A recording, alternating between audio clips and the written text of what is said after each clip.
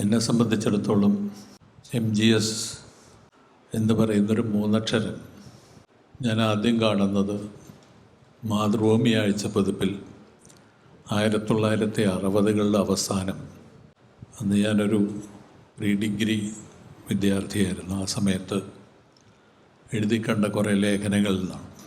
അതിനു മുമ്പൊരു കൗതുകത്തിന് വേണ്ടിയെന്ന് പറയാൻ, ഞാനൊരു ചരിത്ര വിദ്യാർത്ഥി ആയിരുന്നില്ല, ഒരു ശാസ്ത്ര വിദ്യാർത്ഥിയായിരുന്നു. പിന്നെ കറങ്ങിത്തിരിഞ്ഞാണ് ചരിത്രത്തിലെത്തുന്നത്.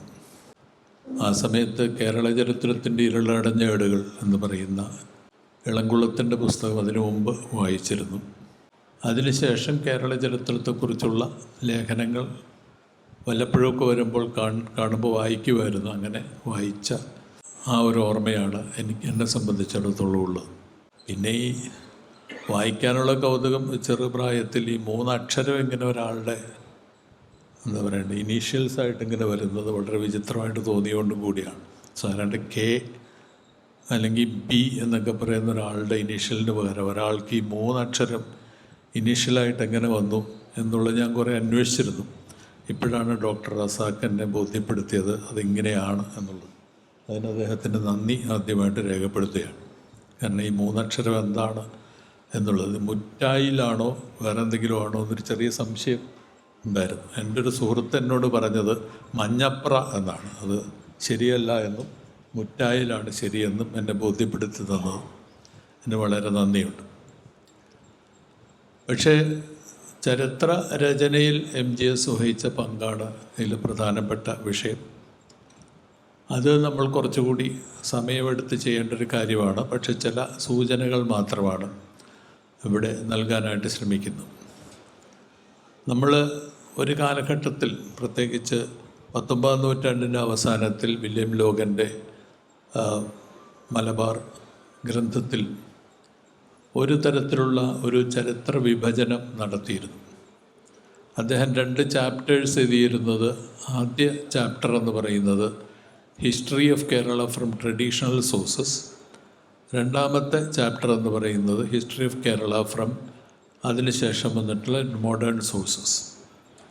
ഇവിടെ history of Kerala from traditional sources ആയിട്ട് അദ്ദേഹം കണക്കാക്കിയിരുന്നു അന്ന് ലഭ്യമായിട്ടുള്ള പെരുമാൾ കഥയും കേരളോൽപ്പത്തിയും ഒക്കെ അടങ്ങുന്ന പുസ്തകങ്ങളുടെ അടിസ്ഥാനത്തിൽ അദ്ദേഹം പരശുരാമ കഥ മുതൽ ഇങ്ങോട്ടുള്ള ഒരു ചരിത്രം, നാടുവാഴികളുടെ വളർച്ച വരെയുള്ളൊരു ചരിത്രം അദ്ദേഹം രേഖപ്പെടുത്തുകയും പിന്നീട് രണ്ടാമത്തെ ഭാഗത്തിൽ അദ്ദേഹം പോർച്ചുഗീസ് സോഴ്സസിൻ്റെ അതിൽ നിന്ന് ആരംഭിച്ചുകൊണ്ട് ഒരു ആധുനിക കേരള ചരിത്രം തയ്യാറാക്കുകയുമാണ് ചെയ്തത്.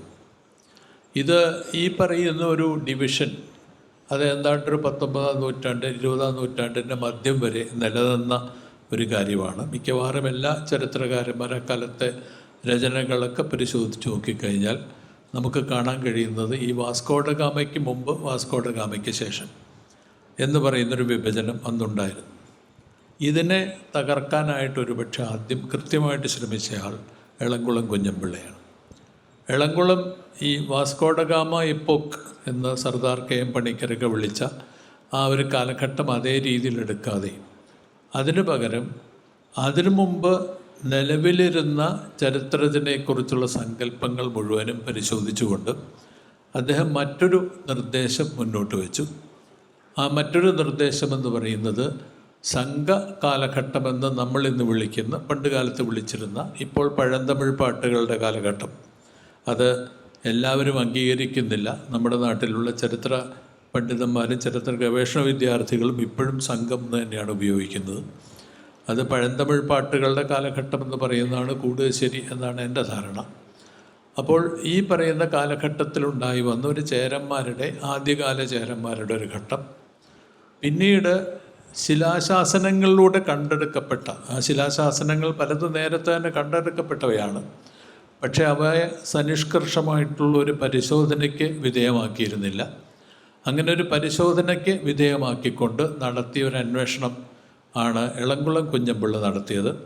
അദ്ദേഹം ഏതാണ്ട് 800 ആണ്ട് മുതൽ 1120 ആണ്ട് വരെയുള്ള 20 ഡേറ്റിനെ പറ്റിയല്ല അവിടെ പറയുന്നത്. അദ്ദേഹം പറഞ്ഞ 1102 എന്നാണ്. ആ പറയുന്ന കാലഘട്ടം വരെയുള്ള ഒരു പിൽക്കാല കാലഘട്ടത്തെക്കുറിച്ച് അത് അദ്ദേഹം വിളിച്ച പേര് അദ്ദേഹമല്ല യഥാർത്ഥത്തിൽ വിളിച്ചത്. അദ്ദേഹത്തിനെ പിന്തുടർന്നുകൊണ്ട് എ ശ്രീധരമേനോനാണ് പേര് കൊടുത്തത്. കുലശേഖര എംപയർ എന്ന് പറയുന്ന ഒരു പേര് കൊടുത്തത്. അങ്ങനെയുള്ള പേരിൻ്റെ അടിസ്ഥാനത്തിൽ 300 കൊല്ലക്കാലത്ത് കേരളത്തിൻ്റെ ചരിത്രം എന്ന് പറയുന്നത് എഴുതപ്പെട്ടു. അതിൻ്റെ ഒരു പക്ഷേ പൂർണ്ണരൂപത്തിൽ അത് ഇളംകുളം പല കഷ്ണങ്ങളായിട്ട് ലേഖനങ്ങളായിട്ട് പല തട്ടുകളായിട്ട് പല സ്ഥലങ്ങളിലായിട്ട് എഴുതിയ സംഗതികളൊക്കെ കൂടി കൂട്ടിച്ചേർത്തുകൊണ്ട് അതിനൊരു പൂർണ്ണരൂപത്തിലുള്ള സംഭവം നൽകുന്നത് യഥാർത്ഥത്തിൽ എ ശ്രീധരമേനോൻ കേരള അന്നത്തെ ഗസറ്റീറുകൾക്ക് വേണ്ടി എഴുതിയ ഒരു കേരള ചരിത്രത്തിലാണ്. അവിടെ വെച്ചിട്ടാണ് നമുക്ക് 800 മുതൽ 1102 വരെയുള്ളൊരു കേരളം എന്ന് പറയുന്ന സംഗതി വന്നത്. അത് പിന്നീട് സർവേ ഓഫ് കേരള ഹിസ്റ്ററി എന്ന് പറയുന്ന തൻ്റെ പുസ്തകത്തിലൂടെ അത് കുട്ടികൾ പഠിക്കുകയും കുട്ടികൾ പഠിച്ചിട്ട് ഏതാണ്ട് ഇന്നും കുട്ടികൾ പഠിക്കുന്ന ഒരു കാലഘട്ടമായിട്ട് മാറുകയും ചെയ്തു. അതിനെ തുടർന്നാണ് നമുക്ക് നാടുവാഴികളുടെ ഒരു കാലഘട്ടം, സാമൂതിരി, കോലത്തിരി, വേണാട് തുടങ്ങിയ നാടുവാഴികളുടെ ഒരു കാലഘട്ടവും അതിനുശേഷം നമുക്ക് സാധാരണയായിട്ട് പറയാറുള്ള ആധുനിക കേരളവും. ഈ പറയുന്ന ഒരു വിഭജനം എന്ന് പറയുന്നത് സൃഷ്ടിക്കപ്പെട്ടപ്പോൾ അപ്പോൾ തന്നെ അതിനെപ്പറ്റി ധാരാളമായിട്ടുള്ള പ്രശ്നങ്ങൾ ഉണ്ടായിരുന്നു. പലതിനും വേണ്ടത്ര പിൻബലമില്ലാതെ, അതാണ് ഇവിടെ സൂചിപ്പിച്ചിട്ടുള്ള PK ബാലകൃഷ്ണൻ 1984 എഴുതിയ ജാതി വ്യവസ്ഥയും കേരള ചരിത്രവും എന്ന് പറയുന്ന പുസ്തകത്തിൽ പറഞ്ഞിട്ടുള്ള തെളിവില്ലായ്മയുടെ കഷണ്ടിയിൽ എന്ന് പറയുന്ന വാചകം. അവിടെയൊക്കെ തന്നെ ഇതിനെക്കുറിച്ചൊക്കെ തന്നെ ധാരാളമായിട്ട് പ്രശ്നങ്ങളുണ്ടായിരുന്നു. പക്ഷേ സർവേ ഓഫ് കേരള ഹിസ്റ്ററിക്കും അതിനുള്ള കേരള ചരിത്രത്തിൻ്റെ പഠനം അത് നമുക്ക് 1970കളിലാണ് ആരംഭിക്കുന്നത്. കേരള ചരിത്രത്തിൻ്റെ ഒരു പ്രത്യേക പേപ്പറായിട്ട് കുട്ടികളുടെ ഇടയിലേക്ക് വന്നത്. അന്ന് മുതൽക്ക് ഏതാണ്ട് ഒരു ആധികാരിക ഒരു ടെക്സ്റ്റ് ബുക്ക് വേർഷൻ എന്നുള്ള രീതിയിൽ ഈ പറയുന്ന ഒരു കേരള ചരിത്രത്തിന് വ്യാഖ്യാനം എന്ന് പറയുന്ന ഉണ്ടായിക്കൊണ്ടുവന്നിരുന്നു. ഇതിന് ഇവിടെയാണ് MGSൻ്റെ പ്രാധാന്യം വരുന്നത്. MGSൻ്റെ പ്രാധാന്യം വരുന്നത് 2 കാരണങ്ങൾ കൊണ്ടാണ് എന്നാണ് എൻ്റെ പക്ഷം. അത് കൂടുതൽ ചർച്ച ചെയ്യേണ്ട ഒരു കാര്യമാണ്. നമുക്ക് സമയക്കുറവുകൊണ്ട് എല്ലാ കാര്യങ്ങളിലേക്കും പോകുന്നില്ല. വേണമെങ്കിൽ എപ്പോഴെങ്കിലും കൂടുതൽ വിശദമായിട്ട് പോകാൻ പറ്റുമെങ്കിൽ പോകാം എന്നുള്ളത് മാത്രമേ ഉള്ളൂ. അതിലൊന്നാമത്തെ കാരണം എന്ന് പറയുന്നത് ഇളംകുളം കുഞ്ഞൻപിള്ള ആധികാരികമായിട്ടൊരു മലയാള സാഹിത്യത്തിൻ്റെ വക്താവാണ്. ഇളംകുളം കുഞ്ഞൻപിള്ള അതുകൊണ്ട് തന്നെ അദ്ദേഹം കേരള ചരിത്രം അടിസ്ഥാനപരമായിട്ട് എഴുതിയ ഒരു ഭാഷാ സംസ്ഥാനം എന്നുള്ള രീതിയിൽ ഒരു ഭാഷാ ഒരു ഒരു ഒരു ഒരു ഏകകമെന്നുള്ള രീതിയിൽ കേരളം എങ്ങനെ വളർന്നു വന്നു എന്നുള്ളതിൻ്റെ അന്വേഷണത്തിൻ്റെ ഫലമായിട്ടാണ്. അങ്ങനെ വരുമ്പോൾ ഈ ഭാഷാപരമായിട്ടുള്ള ഏകകത്തിന് യഥാർത്ഥത്തിൽ അതിനു മുമ്പ് ഒരു സാംസ്കാരികമായിട്ടുള്ള ഒരു ഭൂമിശാസ്ത്രപരമായിട്ടുള്ള രാഷ്ട്രീയമായിട്ടുള്ള ഏകകത്തിൻ്റെ ആവശ്യമുണ്ട്. അങ്ങനെ വരുമ്പോൾ മാത്രമാണ് നമുക്കൊരു ഭാഷ ഒരു മലയാള ഭാഷ എന്ന് പറയുന്നൊരു ഭാഷ ഉണ്ടായി വരിക. അപ്പം അങ്ങനെ വരുമ്പോൾ ഇതെങ്ങനെ സംഭവിച്ചു എന്നുള്ള അന്വേഷണത്തിൻ്റെ ഫലമായിട്ടാണ് ഇത് സംഭവിക്കുന്നത്. യഥാർത്ഥത്തിൽ ഈ 9-ാം നൂറ്റാണ്ട് മുതൽ 12-ാം നൂറ്റാണ്ട് വരെയുള്ള ആ കാലഘട്ടത്തിലാണ് സംഭവിക്കുന്നത് എന്ന് വാദിക്കുകയാണ് ഇളംകുളം കുഞ്ഞൻപിള്ള അടിസ്ഥാനപരമായിട്ട് ചെയ്തത്. അതിനു വേണ്ടിയിട്ട് ശിലാശാസനങ്ങളിൽ അക്കാലത്ത് ലഭ്യമായിട്ടുള്ള ശാസനങ്ങളുടെയൊക്കെ പിൻബലത്തോടുകൂടി ഇങ്ങനെ ഒരു കാലഘട്ടം ഉണ്ടായി വന്നിരുന്നു എന്ന് സ്ഥാപിക്കുകയും ഈ കാലഘട്ടത്തിൻ്റെ ഉള്ളിൽ നിന്നുകൊണ്ട് തന്നെ കേരള സമൂഹത്തിൻ്റെ വ്യത്യസ്ത ഘടകങ്ങൾ, ജാതി വ്യവസ്ഥ അല്ലെങ്കിൽ ദായക്രമം, പിന്തുടർച്ചാവകാശക്രമം, ഭൂവുടമാവകാശം, സാംസ്കാരിക രൂപങ്ങൾ, മണിപ്രവാളം പോലെയുള്ള സാഹിത്യ ഭാഷാപരമായിട്ടുള്ള രൂപങ്ങൾ, ഇവയൊക്കെ തന്നെ ഉണ്ടായി വന്നതും ഇതേ കാലഘട്ടത്തിൽ തന്നെയാണ് എന്ന് വാദിക്കുകയും പിൽക്കാലത്ത് ഈ പറയുന്ന മാറ്റങ്ങൾ എന്ന് പറയുന്നത് നാടുവാഴി സ്വരൂപം എന്ന് പറയുന്ന വാക്കൊന്നും ഉപയോഗിച്ചിട്ടില്ല. നാടുവാഴികളുടെ കാലഘട്ടത്തിൽ അത് യഥാർത്ഥത്തിൽ പിൽക്കാലത്ത് കാണുന്ന രീതിയിലേക്ക് ഇത് വ്യാപിച്ച് മാറി വരികയും ചെയ്തു എന്നാണ് ഇളംകുളം വാദിച്ചത്. സാധാരണയായിട്ട് പറയാറില്ലാത്തൊരു കാര്യമാണ് ഞാനിവിടെ സൂചിപ്പിക്കുന്നത്. ഇളംകുളത്തിൻ്റെ വാദങ്ങൾ അവതരിപ്പിക്കുമ്പോൾ ഇതിൻ്റെ ഒരു കേന്ദ്ര ഒരു നട്ടെല്ല് അല്ലെങ്കിൽ ഇതിൻ്റെ ഒരു കേന്ദ്ര ഒരു ശൃംഖല എന്നുള്ള രീതിയിൽ അദ്ദേഹം അവതരിപ്പിക്കാൻ ശ്രമിച്ചത് അത് ജന്മിസമ്പ്രദായം കേരളത്തിൽ എന്ന് പറയുന്ന അദ്ദേഹത്തിൻ്റെ ഒരു ലേഖനത്തിൽ ഇതിൻ്റെയൊക്കെ ഒരു ശൃംഖലയായിട്ട് അദ്ദേഹം അവതരിപ്പിച്ച് കേരളത്തിലുള്ള ഭൂവുടമ സമ്പ്രദായം, ആ ഭൂവുടമ സമ്പ്രദായത്തിൽ നമ്പൂതിരി ബ്രാഹ്മണരുടെ ആധിപത്യം, ഈ നമ്പൂതിരി ബ്രാഹ്മണരുടെ ആധിപത്യവും അതിൻ്റെ കൂട്ടത്തിൽ തന്നെയുള്ള നായന്മാരെന്നൊക്കെ എന്ന് വിളിക്കുന്ന ആ വിഭാഗത്തിൻ്റെ ഭൂവുടമ വിഭാഗത്തിൻ്റെ ആധിപത്യം, ഇവയൊക്കെ കൂടി ചേർന്ന് വരുന്ന ഒരു ഘട്ടത്തിനെക്കുറിച്ച് അദ്ദേഹം സൂചിപ്പിക്കുകയും അങ്ങനെ വരുമ്പോൾ ഈ പറയുന്ന ഒരു ശൃംഖല എന്ന് പറയുന്നത് അത് സൃഷ്ടിക്കപ്പെട്ടത് നമ്പൂതിരി നായർ ജന്മി ആധിപത്യത്തിൻ്റെ ഫലമാണ് എന്നുള്ള രീതിയിൽ അദ്ദേഹം വാദിക്കുകയും ചെയ്തു. ഇത് നമ്മൾ കാണാൻ കഴിയുന്നത് ജന്മി സമ്പ്രദായം കേരളത്തിൽ, മരുമക്കത്തായം കേരളത്തിൽ എന്ന് പറയുന്ന രണ്ട്, ഞാൻ മറ്റ് ലേഖനങ്ങളിലേക്കൊന്നും കിടക്കുന്നില്ല, ഈ രണ്ട് ലേഖനങ്ങളിലാണ് നമുക്ക് ഇതിനെക്കുറിച്ച് കൃത്യമായിട്ടുള്ളൊരു അവതരണം നടക്കുന്നത്. കേരള ചരിത്രത്തിൻ്റെ കിരുളടഞ്ഞ ഏടുകളുടെ ഇന്നും പബ്ലിഷ് ചെയ്യപ്പെടേണ്ട ഒരു പുസ്തകമാണത്. എന്തുകൊണ്ടാണ് ഇപ്പോൾ അടുത്ത കാലത്ത് കാണുന്നില്ല? അതിൻ്റെ പ്രാധാന്യവും ഈ പറയുന്ന സംഗതികൾ അവതരിപ്പിച്ചു എന്നുള്ളതുകൊണ്ടാണ്. അത് പ്രധാനപ്പെട്ടത് തന്നെയാണ്. അപ്പോൾ അങ്ങനെ വരുമ്പോൾ നമുക്ക് അത് കേരളത്തെക്കുറിച്ച്, അതിനു മുമ്പ് യഥാർത്ഥത്തിൽ കേരളത്തെക്കുറിച്ച് സമാനമായിട്ടുള്ള, ഞാൻ ആ പേരെടുത്ത് പറയുന്നത് ക്ഷമിക്കണം, ഒരു രാഷ്ട്രീയ സ്വഭാവമുള്ളൊരു വാക്കാണ് അത്. EMS എന്ന് പറയുന്ന മറ്റൊരു 3 അക്ഷരക്കാരൻ്റെ ഒരു പ്രയോഗമാണ്. അദ്ദേഹം കേരളം മലയാളികളുടെ മാതൃഭൂമി, ഇതേ സമയത്ത് തന്നെ എഴുതപ്പെട്ട മറ്റൊരു പുസ്തകമാണ്. ആ സമയത്ത് ഏതാണ്ട് ഇതേ രീതിയിലുള്ള, അതായത് ഒരു ഗോത്രവർഗ സമൂഹത്തിൽ നിന്ന് ബ്രാഹ്മണാധിപത്യത്തിലേക്കുള്ള മാറ്റവും അതുപോലെ തന്നെ ഒരു ജന്മി കുടിയാൻ വ്യവസ്ഥയിലേക്കുള്ള മാറ്റവും സൃഷ്ടിച്ചിട്ടുള്ള ഒരു ഭാഷാ സാംസ്കാരികമായിട്ടുള്ള ഐക്യമാണ് കേരളം എന്നുള്ള രീതിയിലുള്ള ഒരു അവതരണം അദ്ദേഹവും നടത്തിയിരുന്നു. അവർ തമ്മിൽ ചില തർക്കങ്ങൾ ഇക്കാര്യത്തെക്കുറിച്ചുണ്ടായിരുന്നു. തർക്കങ്ങളൊക്കെ നമുക്ക് ഇരുളടഞ്ഞ ഏടുകളിൽ തന്നെ കാണാനായിട്ട് കഴിയും. ആ തർക്കങ്ങളെക്കുറിച്ച് ഞാനിവിടെ പറയുന്നില്ല. അപ്പം അങ്ങനെ വരുമ്പോൾ ഇതൊക്കെ ഉണ്ടായി വരുന്നത് കേരളം എന്ന് പറയുന്നൊരു സംസ്ഥാനം രൂപപ്പെട്ടു വരികയും കേരളം എന്ന് പറയുന്ന സംസ്ഥാനത്തിന് ഏകകമുണ്ട് എന്നുള്ള ധാരണ ഉണ്ടായി വരികയും ഭാഷാ സംസ്ഥാനം എന്നുള്ള രീതിയിൽ നിലനിൽക്കുകയും ചെയ്തൊരു കാലഘട്ടത്തായിരുന്നു ഇത് മുഴുവനും ഉണ്ടായത് എന്നുള്ളതും കൂടി നമ്മൾ ശ്രദ്ധിക്കേണ്ടതാണ്. അപ്പോൾ ഇതൊക്കെ തമ്മിലൊരു പാരസ്പര്യം നമുക്ക് കാണാനായിട്ട് കഴിയും. ഒരു കാലഘട്ടത്തിലെ ചരിത്ര നിർമ്മാണം, ഒരുപക്ഷെ രാഷ്ട്രീയ ചരിത്ര നിർമ്മാണം, അവിടുത്തെ സാംസ്കാരിക ഘടന, ഇതൊക്കെ തമ്മിലൊരു പാരസ്പര്യം നമുക്ക് കാണാൻ കഴിയും. ഈ പശ്ചാത്തലമാണ് MGS ഒരു ചരിത്രകാരൻ എന്നുള്ള രീതിയിൽ ഇതിനെ സമീപിക്കുന്നത്. ഇത് മുഴുവൻ ശരിയാണ്, എന്താണ് നടന്നത് ഇക്കാലത്ത് എന്നുള്ള ചോദ്യം ചോദിക്കുന്നത്. അപ്പോൾ നമ്മളിവിടെ കാണുന്നത് അതിനു മുമ്പ് ഒരു പക്ഷേ ചരിത്ര നിർമ്മാണത്തിൻ്റെ, ഇവിടെ മാർക്സിസത്തിലേക്കൊന്നും ഞാൻ അവിടെ കിടക്കുന്നില്ല, ചരിത്ര നിർമ്മാണത്തിൻ്റെ ഒരു സാമഗ്രികൾ ഉപയോഗിച്ചുകൊണ്ട് ഇത് പരിശോധിക്കപ്പെട്ടിരുന്നില്ല എന്നുള്ളൊരു വസ്തുതയാണ്.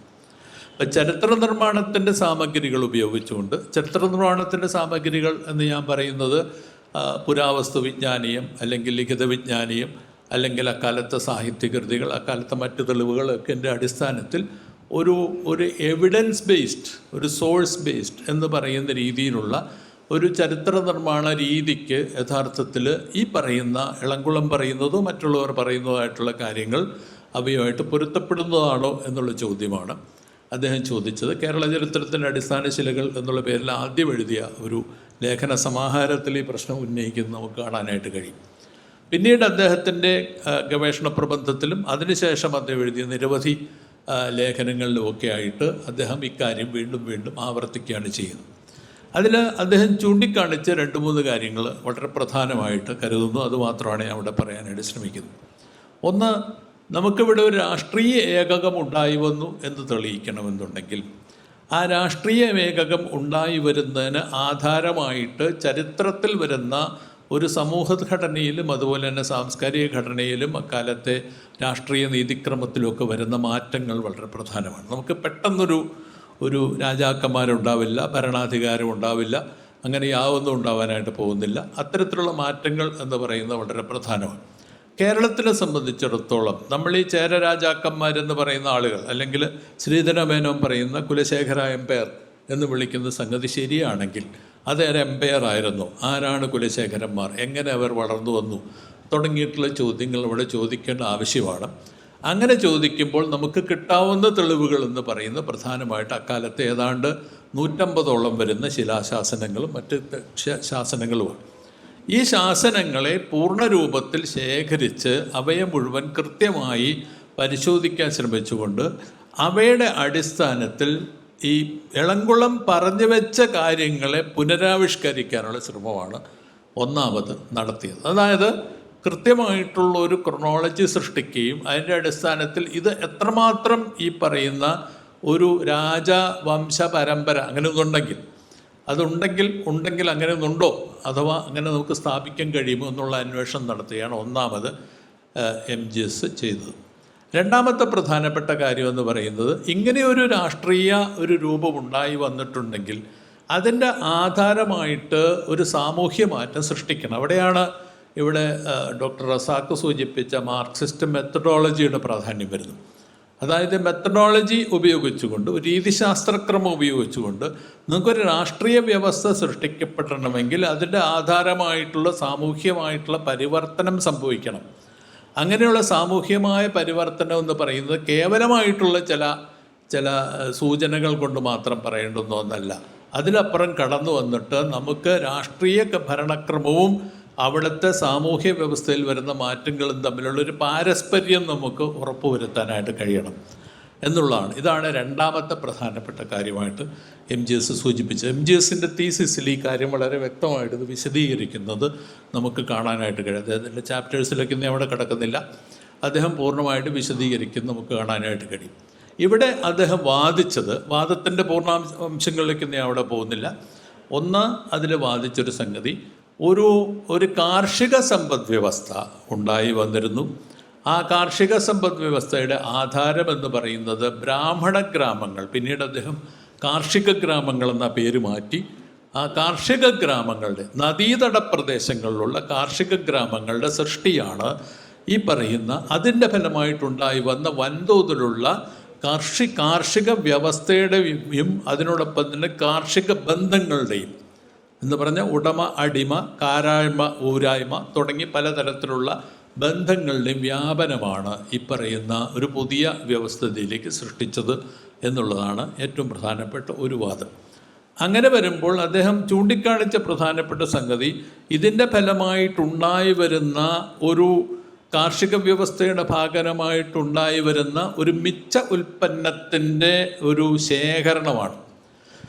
ഈ മിച്ച ഉൽപ്പന്നത്തിൻ്റെ ശേഖരണം എന്ന് പറയുന്നത് വാരം, അല്ലെങ്കിൽ പാട്ടം, അല്ലെങ്കിൽ അട്ടയ്ക്കുള്ള അരന്തൈ തുടങ്ങിയ ഒരുപാട് പ്രയോഗങ്ങൾ. ഈ മിച്ച ഉൽപ്പന്നത്തിൻ്റെ ശേഖരണവും അതിൻ്റെ ആധാരമാക്കി കൊണ്ടുവന്ന, അദ്ദേഹം കൃത്യമായിട്ട് അങ്ങനെ പറഞ്ഞില്ലെങ്കിൽ പിൽക്കാലത്ത് വെളുത്താട്ട് കേശവനാണത് വിശദീകരിച്ചത്, കൊടുങ്ങല്ലൂർ കേന്ദ്രീകരിച്ചുള്ള ഒരു ഭരണകൂട ക്രമത്തിൻ്റെ ഒരു രൂപവും വളർന്നു വന്നതിൻ്റെ ഫലമായിട്ടാണ് നമുക്കിവിടെ ഒരു ചേര രാജ്യം എന്ന് പറയുന്നത്, അല്ലെങ്കിൽ പെരുമാക്കന്മാരുടെ രാജ്യമെന്ന് MGS വിശദീകരിച്ച ഒരു സംഗതി ഉണ്ടായി വരുന്നത് എന്ന് അദ്ദേഹം വാദിച്ചു. അപ്പോൾ അങ്ങനെ വരുമ്പോൾ ഈ പെരുമാക്കന്മാരുടെ രാജ്യം എന്താണ് എന്നുള്ളതിനെക്കുറിച്ചൊരു തർക്കം അത് അദ്ദേഹത്തിൽ തന്നെ ഉണ്ടായിരുന്നു. ആദ്യം പറഞ്ഞ അദ്ദേഹം ഒരു സ്റ്റേറ്റ് എന്നുള്ള രൂപത്തിൽ അങ്ങ് പറയുകയാണ് ചെയ്തത്.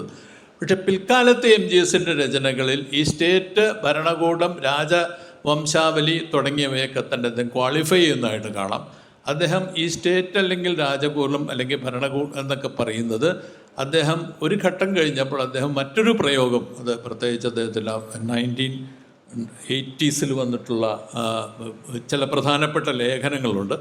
ആ ലേഖനങ്ങൾ പലതും മലയാളത്തിൽ അദ്ദേഹം പബ്ലിഷ് ചെയ്തിട്ടില്ല എന്നാണ് എൻ്റെ അറിവ്, ഇംഗ്ലീഷിലുള്ളതാണ് പലതും. അങ്ങനെയുള്ള ആ ലേഖനങ്ങളിൽ അദ്ദേഹം പറയുന്നത് ഇത് ബ്രാഹ്മണ അധിഷ്ഠിതമായിട്ടുള്ള ഒരു ആചാരബദ്ധമായിട്ടുള്ള ഭരണ സംവിധാനമാണ്, റിച്വൽ സോവറിറ്റിയും അതിനോടൊപ്പം തന്നെ തളിയും തളിയാതിരിമാരെയും കേന്ദ്രീകരിച്ചിട്ടുള്ള ഒരു ഒരു ഭൂപ്രഭുത്വത്തിൻ്റെ രൂപങ്ങളുമാണ്. അതിനെ നിയന്ത്രിക്കുന്ന ചില സംവിധാനങ്ങളുടെ രൂപങ്ങളും കൂടി ചേർന്നിട്ടാണ് ഇക്കാലത്തെ പെരുമാക്കന്മാരുടെ ഭരണകൂടത്തെ സൃഷ്ടിച്ചത് എന്നുള്ള വാദമാണ് പിൽക്കാലത്ത് MGS ഉന്നയിച്ചത്. അങ്ങനെ വരുമ്പോൾ ഭരണകൂടം ഉണ്ടായിരുന്നു, ഭരണകൂടത്തിൻ്റെ ചില സ്വഭാവം ഉണ്ടായിരുന്നു, രാജാക്കന്മാരുണ്ടായിരുന്നു. ഈ രാജാക്കന്മാരെയൊക്കെ തന്നെ, പക്ഷേ ഈ രാജാക്കന്മാരെന്ന് പറയുമ്പോൾ നമ്മൾ പിന്നെ പറയുന്ന ഒരു എംപയറൊന്നുമല്ല, അത് ശ്രീധരമേനോൻ പറഞ്ഞ തെറ്റാണ്. അങ്ങനെ ഒരു എംപയറൊന്നും ഇവിടെ ഉണ്ടായിട്ടില്ല, അങ്ങനെ ഒരു ഇമ്പീരിയലിസവും ഇല്ല, അങ്ങനെ യാതൊന്നുമില്ല. അതിന് പകരം ഉണ്ടായി വന്നിട്ടുള്ള രാജവംശാവലിയുടെ ഒരു ക്രമവും ആ രാജവംശാവലിയുടെ ക്രമത്തെ നിയന്ത്രിക്കുന്ന രീതിയിലുള്ള ഒരു തളിയുടെയും തളിയാതിരിമാരുടെ ഒലിഗാർക്കിയും അതിനോടൊപ്പം തന്നെ ആചാരബദ്ധമായിട്ടുള്ള ഒരു ഭരണക്രമവും എന്ന് പറയുന്ന ഒരു സംവിധാനത്തിലേക്ക് MGS പതുക്കെ നീങ്ങുന്നതായിട്ട് നമുക്ക് കാണാം. 80കളിൽ എത്തുമ്പോഴേക്കും അദ്ദേഹത്തിൻ്റെ തീസിസൊക്കെ പബ്ലിഷ് ചെയ്യുന്നതിന് 10-12 കൊല്ലം കഴിഞ്ഞിട്ടാണ് ഈ ഒരു നിലപാടിലേക്ക് അദ്ദേഹം എത്തുന്നത്.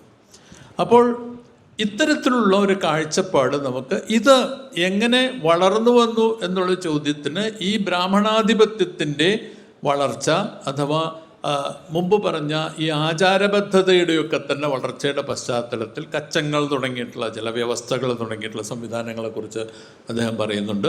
ആ വ്യവസ്ഥകളുടെയും മറ്റ് സംവിധാനത്തിൻ്റെ പശ്ചാത്തലത്തിലാണ് ഇത് വളർന്നു വന്നത് എന്ന് അദ്ദേഹം പറയുന്നുണ്ട്. അങ്ങനെ ഒരു പക്ഷേ ഈ മറ്റേ ഇളംകുളം പറഞ്ഞ രീതിയിലുള്ള കൃത്യ ഡേറ്റൊന്നും പറയാൻ പലപ്പോഴും പറ്റില്ല, അത് ശരിയുമല്ല, അതിൻ്റെ ആവശ്യമില്ല യഥാർത്ഥത്തിൽ.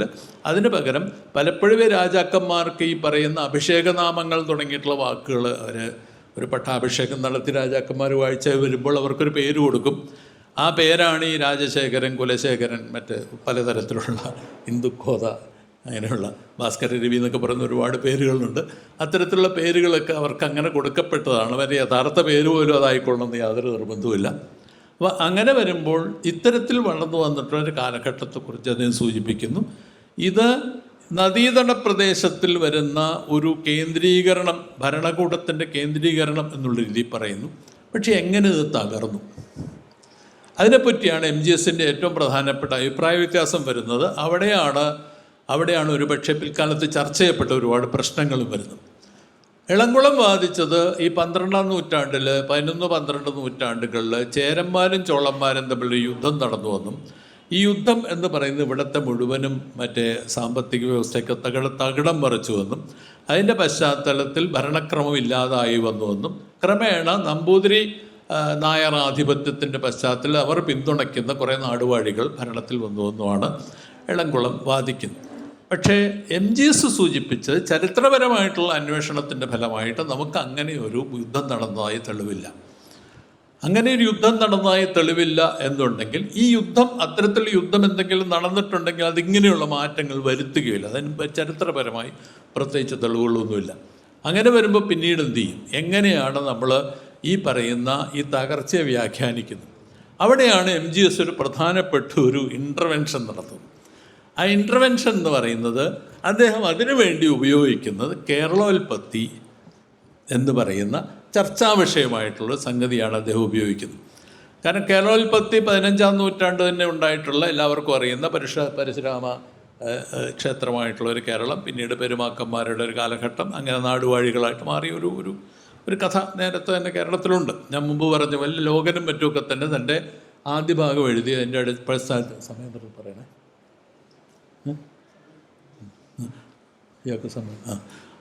അതിൻ്റെ പശ്ചാത്തലത്തിലാണ്.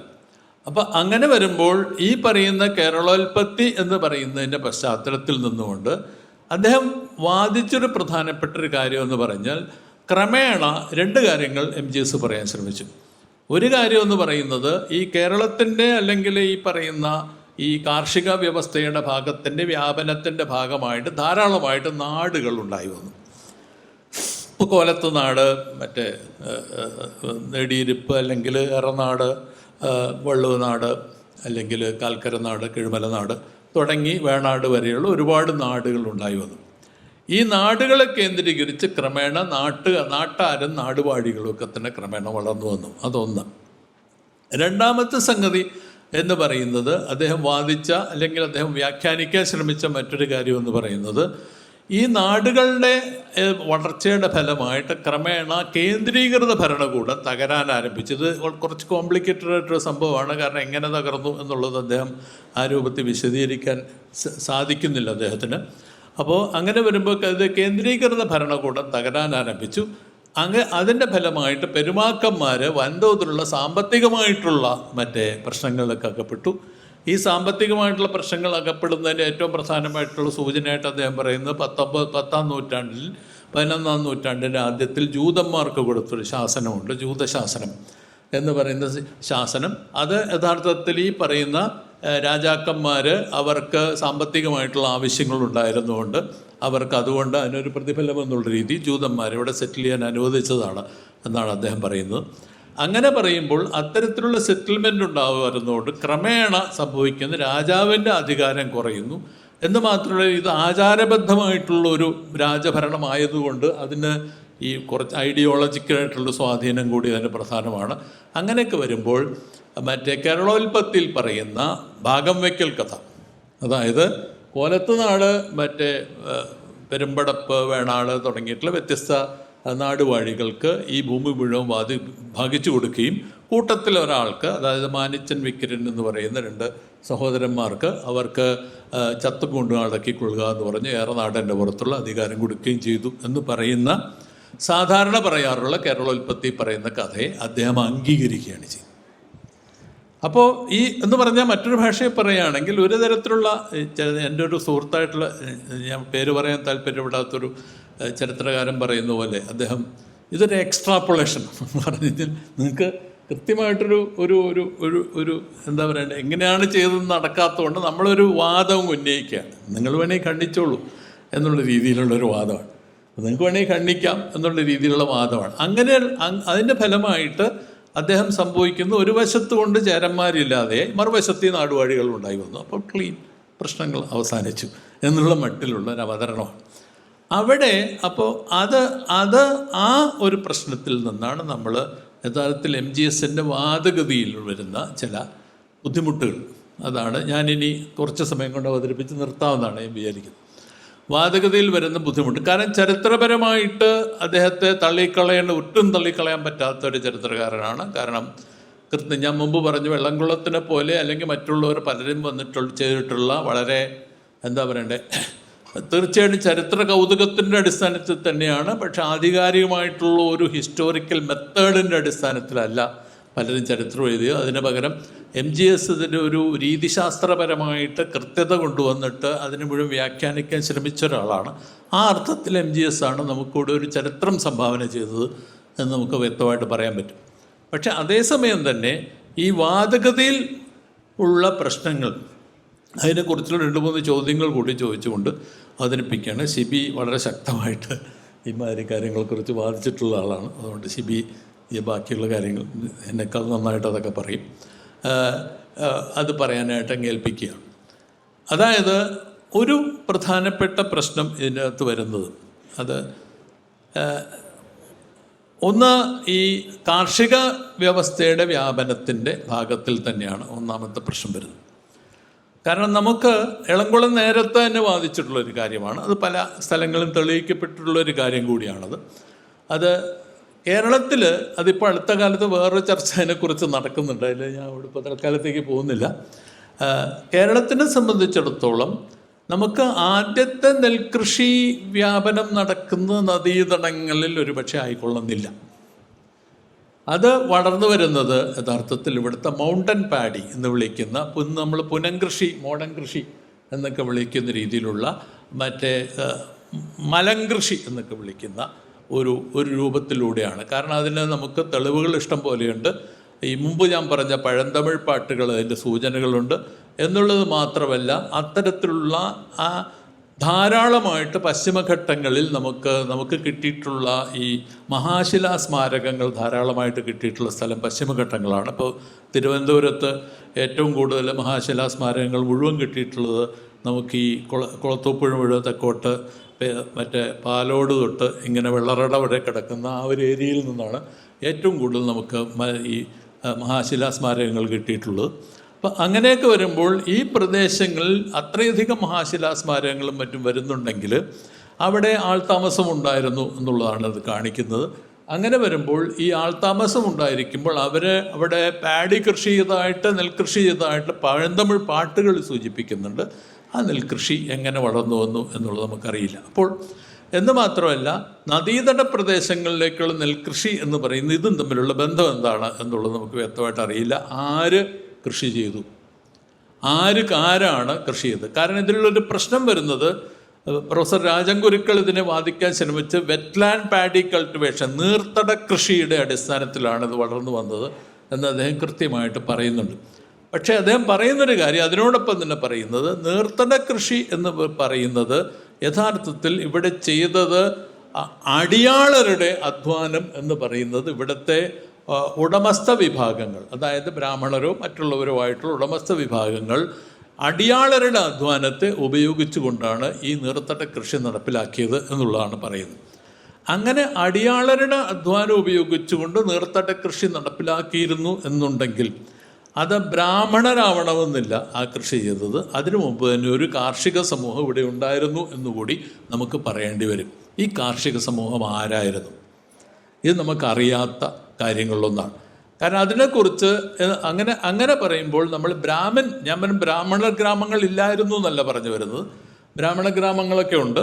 ഇവിടെ ബ്രാഹ്മണ ഗ്രാമങ്ങൾ ഉള്ള സമയത്ത് തന്നെ ബ്രാഹ്മണ ഗ്രാമങ്ങളെന്ന് പറയുന്നതൊന്നും തന്നെ അവ ഒരു എന്താ പറയണ്ടേ, അവ നമുക്ക് കിട്ടുന്നിടത്തോളം വിവരങ്ങൾ വെച്ചുകൊണ്ട് നീർനിലങ്ങൾ ഇവിടെ ഉണ്ടാക്കപ്പെട്ടിട്ടുള്ള നീർനിലങ്ങൾ ഇവരെ സെറ്റിൽ ചെയ്യുന്നു എന്നല്ലാതെ ബ്രാഹ്മണർ വന്നിട്ട് ഒരു നീർനിലം ഉണ്ടാക്കുന്നു എന്നൊരിടത്തും പറയുന്നില്ല. അങ്ങനെ ഒരു രേഖ നമുക്കില്ല. അപ്പോൾ ബ്രാഹ്മണരുണ്ടാക്കിക്കൊണ്ടുവന്ന് നീർനിലങ്ങൾ ഉണ്ടാക്കുന്നു എന്നുള്ള രേഖ നമുക്കില്ലാത്തതുകൊണ്ട് മിക്കവാറും സ്ഥലങ്ങളിൽ നീർനിലങ്ങൾ അവിടെ ഓൾറെഡി സെറ്റിൽഡ് ആയിട്ടുള്ള നീർനിലങ്ങൾ ഇവർ വന്നു എന്ന് മാത്രമേ നമുക്ക് പറയാൻ പറ്റുള്ളൂ.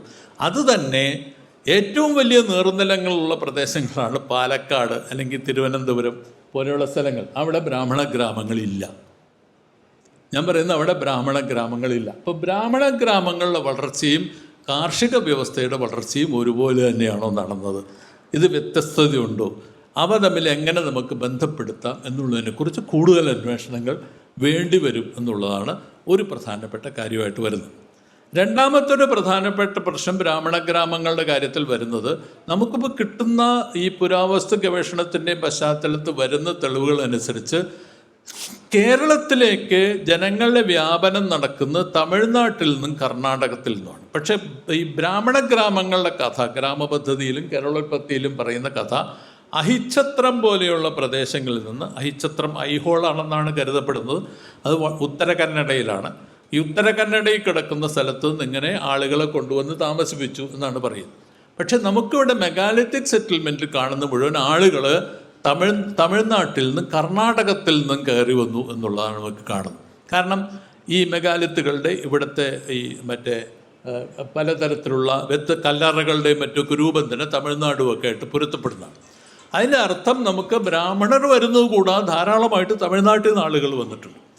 തമിഴ്നാട്ടുമായിട്ട് ആളുകൾ വന്നിട്ടുണ്ടെങ്കിൽ മാത്രമല്ല, നമുക്കിവിടെ തിരുവനന്തപുരത്തെ അല്ലെങ്കിൽ പാലക്കാട്ടെ ഒക്കെ തന്നെ ഭാഷ ശ്രദ്ധിച്ചു കഴിഞ്ഞാൽ അതിശക്തമായ തമിഴ് സ്വാധീനം ഉള്ളതായിട്ട് നമുക്ക് കാണാം. ഇത് എങ്ങനെ? ഇത് നമുക്ക് പരിശോധിക്കേണ്ട കാര്യമുണ്ട്. ഒരു പക്ഷേ കിഴക്ക് നിന്ന് പടിഞ്ഞാറോട്ടുള്ള വ്യാപനവും നടന്നിട്ടില്ലേ എന്നുള്ള ചോദ്യം ചോദിക്കേണ്ടതാണ്. എന്ന് മാത്രമല്ല, ചേരമക്കൾ എന്ന് വിളിക്കുന്ന ആളുകൾ, ചേരമാന്മാരെന്ന് വിളിക്കുന്നവരൊക്കെ കിഴക്കുന്ന് വന്നവരുമാണ്. അപ്പം കിഴക്ക് നിന്ന് പടിഞ്ഞാറോട്ടുള്ള വ്യാപനവും നടന്നിട്ടുണ്ട് എന്നുള്ളത് വരുമ്പോൾ സ്വാഭാവികമായിട്ടും നമ്മൾ ബ്രാഹ്മണ ഗ്രാമങ്ങളെ മാത്രമല്ല കാർഷിക സമൂഹത്തിൻ്റെ വളർച്ചയ്ക്ക് ആശ്രയിക്കേണ്ടത്.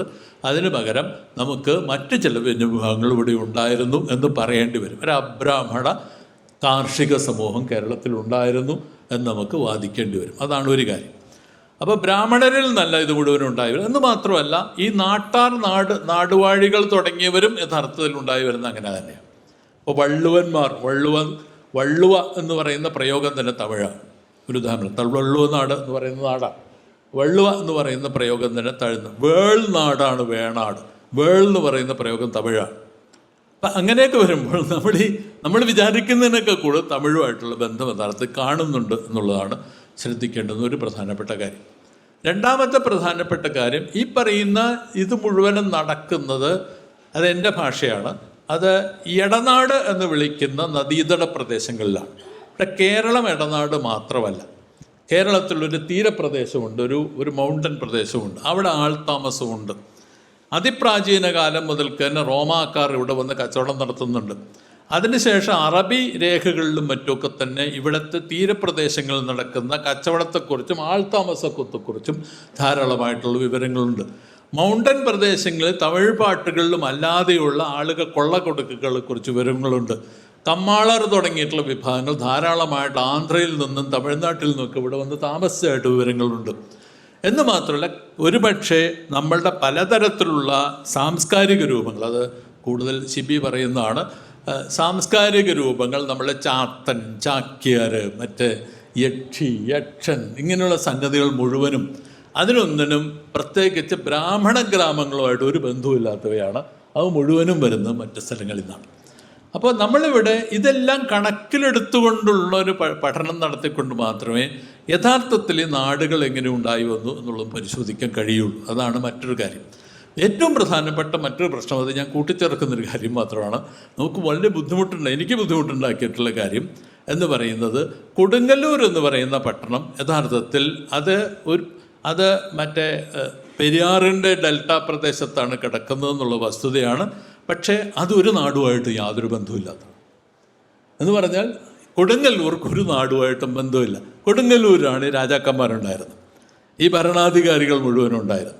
ഈ കൊടുങ്ങ് ഒരു നാടുമായിട്ടും ബന്ധമില്ലാത്തൊരു സ്ഥലത്ത് കുറേ ഭരണാധികാരികൾ ഉണ്ടായി വരികയും അവരെ ഈ പറയുന്ന നാടുകളെ മുഴുവൻ നിയന്ത്രിക്കുകയും ചെയ്തു എന്നൊക്കെ പറയുമ്പോൾ അതിൽ എവിടെയോ ഒരു പ്രശ്നം തോന്നുന്നുണ്ട്. അങ്ങനെ വരുമ്പോൾ ഈ കൊടുങ്ങല്ലൂരിലുള്ള നാടുവാഴികൾക്ക് അവരുടെ വിഭവങ്ങൾ എന്ന് പറയുന്നത് ഈ പറയുന്ന നെൽകൃഷി പ്രദേശങ്ങളിൽ നിന്ന് മാത്രമായിക്കൊള്ളും നിർബന്ധമില്ല. കച്ചവട മേഖലകളിൽ നിന്ന് ശക്തമായിട്ടുള്ള സ്വാധീനം അവർക്കുണ്ടായിരിക്കാം എന്നുള്ളതിന് സൂചനയാണത് കാണിക്കുന്നത്. ഇപ്പോൾ ജൂത ശാസനം എന്ന് പറയുന്നത് സാമ്പത്തികമായിട്ടുള്ള ഉണ്ടാക്കിയ ശാസനമല്ല. അതിന് പകരം നേരത്തെ തന്നെ ഈ പറയുന്ന രാജാക്കന്മാർക്ക് കച്ചവടക്കാരുമായിട്ടുള്ള ബന്ധത്തിലാണ് കാണിക്കുന്നത്. അപ്പോൾ മെഡിറ്ററേനിയൻ കച്ചവടക്കാർ, അറബികൾ, പിൽക്കാലത്ത് ക്രിസ്ത്യാനികൾ, മുസ്ലിങ്ങൾ എന്നൊക്കെ നമ്മൾ വിളിക്കുന്ന വിഭാഗങ്ങൾ, ഇവരുടെയൊക്കെ തന്നെ ഈ നമ്മുടെ സമൂഹത്തിലുള്ള രാഷ്ട്രീയ ഘടനയിലുള്ള സ്വാധീനം എന്ന് പറയുന്നത് നമുക്കെപ്പോഴും വ്യക്തമല്ല. അത് അന്വേഷിക്കേണ്ട കാര്യമാണ്. ഏറ്റവും അവസാനം ഇത് പറഞ്ഞ് നിർത്തുകയാണ്. ഇവിടുത്തെ ലേബർ ക്ലാസ്, ഈ പറയുന്ന വിഭാഗം, ഞാൻ മുമ്പ് പറഞ്ഞ പോലെ ഈ നദീതട പ്രദേശങ്ങൾ എന്ന് പറയുന്നവ അവ ചതുപ്പ് പ്രദേശങ്ങളാണ്. ഏറ്റവും കൂടുതൽ ചതുപ്പ് കിടക്കുന്ന, അതിനെയാണ് ഈ പശ്ചിമ മണ്ണ്, എന്നൊക്കെ വിളിക്കുന്ന മണ്ണെന്ന് പറയുന്നത് ചതുപ്പ് കിടക്കുന്ന അലൂവിയൽ സോയിലാണ്. ഈ ചതുപ്പ് നിറഞ്ഞ പ്രദേശങ്ങളിൽ വെള്ളം തേകിക്കളഞ്ഞുള്ള അധ്വാനത്തിൻ്റെ അടിസ്ഥാനത്തിൽ ടെക്നിക്കൽ സ്കില്ലുള്ള ഒരു സമൂഹത്തിന് മാത്രമേ കൃഷി ചെയ്തെടുക്കാനായിട്ട് സാധിക്കൂ. ബ്രാഹ്മണരല്ലത്. ബ്രാഹ്മണർ അങ്ങനെയൊന്നും ചെയ്തിട്ടില്ല. അപ്പോൾ ഈ ടെക്നിക്കൽ സ്കില്ലുള്ള ആ കാർഷിക സമൂഹം ആരാണ്? വീണ്ടും ചോദിക്കേണ്ട ചോദ്യങ്ങളൊന്നാണ്. അത് നമുക്ക് കുടികൾ അടിയാർ എന്ന് പറയുന്ന 2 പ്രയോഗങ്ങളെ നമുക്കുള്ളൂ. അവിടെ നായന്മാരുമില്ല, അവിടെ ഈഴവരുമില്ല, ഒന്നുമില്ല. അവിടെ നടക്കുന്ന കുടികളും അടിയാരുമാണ്. ഈ കുടികളും അടിയാരും ആരാണ്? വീണ്ടും നമുക്കറിയില്ലാത്ത കാര്യങ്ങളൊന്നാണ്. അപ്പം അങ്ങനെയൊക്കെ വരുമ്പോഴാണ് നമ്മൾ ഈ തെളിയില്ലായ്മയുടെ കഷണ്ടി എന്നൊന്നും ഞാൻ വിളിക്കുന്നില്ല. അവിടെ ഇവിടെയൊക്കെ കുറേ മറ്റേ രാമേശ്വരത്ത് ക്ഷോരം പോലെയുള്ള പല സ്ഥലങ്ങളും കൂടെയൊക്കെ വളർന്നു വന്നിട്ടുണ്ട്. അങ്ങനെയൊന്നും ഞാൻ വിളിക്കാൻ തയ്യാറല്ല. പക്ഷേ അതേസമയം നമ്മുടെ ഗ്യാപ്പുകൾ ഒരുപാടാണ്. ആ ഗ്യാപ്പുകൾ പരിഹരിച്ചുകൊണ്ട് മാത്രമേ നമുക്ക് മുന്നോട്ട് പോകാൻ കഴിയുള്ളൂ. അങ്ങനെ വരുമ്പോൾ ചില സിംപ്ലിസ്റ്റിക് ആയിട്ടുള്ള സൊല്യൂഷൻസ്, ഉദാഹരണത്തിന് ടെമ്പിൾ സെൻറ്റർ, ക്ഷേത്ര കേന്ദ്രിത സമൂഹം, അങ്ങനെ ഒരു ക്ഷേത്ര കേന്ദ്രിത സമൂഹമാണോ ഇവിടെ ഉള്ളത് എന്നുള്ളതിൻ്റെ പ്രകടമായിട്ടുള്ള തെളിവ് എന്ന് പറയുന്നത് ധാരാളമായിട്ട് കേരളത്തിൽ അങ്ങോളം ഇങ്ങോളം കാണുന്ന പള്ളികൾ എന്ന് പറയുന്ന പ്രയോഗം തന്നെയാണ്. പള്ളികളൊന്നും ക്ഷേത്രങ്ങളല്ല, കാവുകൾ ക്ഷേത്രങ്ങളല്ല, അതുപോലെ തന്നെ മാടങ്ങൾ തുടങ്ങിയവ ക്ഷേത്രങ്ങളല്ല. ഇതൊന്നും ക്ഷേത്രങ്ങളല്ല. ഇപ്പം ക്ഷേത്രങ്ങളെന്ന് വിളിക്കുന്ന നമ്മളിപ്പോൾ പറയുന്ന ശൈവ വൈഷ്ണവ പ്രധാനപ്പെട്ട ക്ഷേത്രങ്ങളെയും ഇപ്പോൾ നമ്മൾ കൂട്ടത്തിൽ ചേർത്തിരിക്കുന്ന ശബരിമലയും മാത്രമാണ്. വേറെ ബാക്കിയൊക്കെ ക്ഷേത്രങ്ങൾ. അപ്പോൾ അവ എന്താണ്? അവ ആര് നിർമ്മിച്ചു? എന്തിനു നിർമ്മിച്ചു? അതൊരു ഗോത്ര സമൂഹത്തിൻ്റെ ക്ഷേത്രമാണോ മറ്റുള്ളവരുടെയാണോ? എന്താണത്? ഇതുകൂടി കണ്ടാലും അല്ലാതെ അതിലെ ആരാധനാക്രമങ്ങളെന്ന് പറയുന്നതൊക്കെ എവിടെ നിന്നുണ്ടായി വന്നു? ഇതൊന്നും കണക്കിലെടുക്കാതെ നമുക്ക് ഒരു സംഗതി ഉണ്ടാക്കാൻ സാധ്യമല്ല.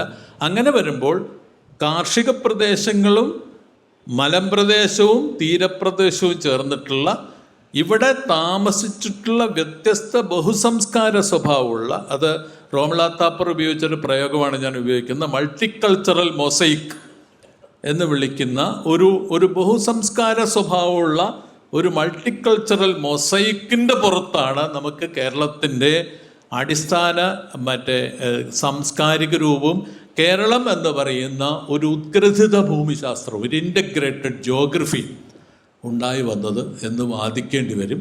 MGS ഇത്തരത്തിലുള്ള അന്വേഷണങ്ങൾക്കൊരു തുടക്കം കുറിച്ചിട്ടുണ്ടെന്നുള്ളൊരു വസ്തുതയാണ്. പക്ഷേ അത് അവസാനിച്ചിട്ടില്ല എന്നുള്ളതൊരു വസ്തുതയാണ്. അതുകൊണ്ട് മറ്റുള്ള ചരിത്രകാരന്മാർ ഇവിടെ ഇരിക്കുന്നവരൊക്കെ തന്നെ അത്തരത്തിലുള്ള അന്വേഷണങ്ങൾ ഏറ്റെടുക്കേണ്ടിയിരിക്കുന്നു എന്നുള്ളത് മാത്രം പറഞ്ഞുകൊണ്ട് റിട്ടയർ ചെയ്ത് 10 കൊല്ലത്തിൽ കൂടുതലായ ഞാൻ പിൻവാങ്ങുന്നു. നന്ദി.